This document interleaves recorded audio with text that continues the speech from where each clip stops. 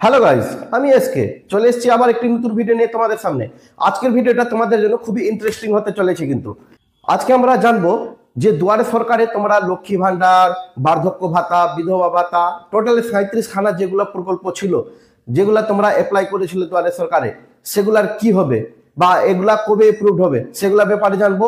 তারপরে লক্ষ্মী ভান্ডারের টাকা যে ফেব্রুয়ারি মাসে বাজেট পাস হতে চলেছে সেটাতে বাড়বে কিনা সেটাও জানবো। আর তৃতীয় কথা জানবো আমরা আজকে ওবিসি মামলা নিয়ে। ওবিসি মামলা নিয়ে কিন্তু যাদের ওবিসি সার্টিফিকেট রয়েছে তাদের জন্য কিন্তু দুঃখের খবর উঠে চলে এসছে। তো আজকে আমরা এই তিনটা বিষয়ের উপর নিয়ে আজকে আলোচনা করব। তো চলো ভিডিওটা শুরু করা যাক। তো প্রথমে জানিয়ে দিই বন্ধুরা, আপনারা যে দুয়ারে সরকারের যতগুলো অ্যাপ্লিকেশন করেছিলেন, যেমন বার্ধক্য ভাতা হয়ে গেল, লক্ষ্মী ভান্ডার হয়ে গেল, তারপরে গিয়ে সামাজিক প্রকল্প হয়ে গেল, কৃষক বন্ধু হয়ে গেল, কিষাণ ক্রেডিট কার্ড হয়ে গেল, যত রকমের প্রকল্পগুলো আছে, সরকার জানিয়েছে যে 18 তারিখের মধ্যে তোমাদের সমস্ত প্রকল্পগুলো অ্যাপ্রুভ করা হবে। অর্থাৎ 18 তারিখের পর তোমরা ভাববে যে টাকা তোমাদের অ্যাকাউন্টে ঢুকে যাবে, সেটা কিন্তু না। 18 তারিখে তোমাদের অ্যাপ্লিকেশনটা শুধুমাত্র অ্যাপ্রুভ করা হবে।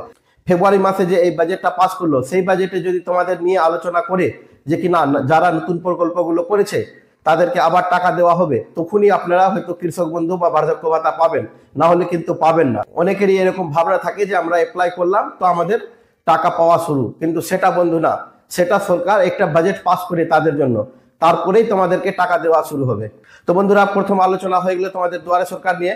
এবার দ্বিতীয় আলোচনা হচ্ছে লক্ষ্মী ভান্ডার সম্পর্ক নিয়ে। তো আমাদের মুখ্যমন্ত্রী মমতা বন্দ্যোপাধ্যায় লক্ষ্মী ভান্ডার সম্পর্কে যেগুলা কথা বলেছেন, তিনি মালদা সম্মেলনে এসেছিলেন এবং মালদা সম্মেলনে এসে বলেন যে তিনি লক্ষ্মী ভান্ডার সারা জীবনের জন্য করে দিবেন।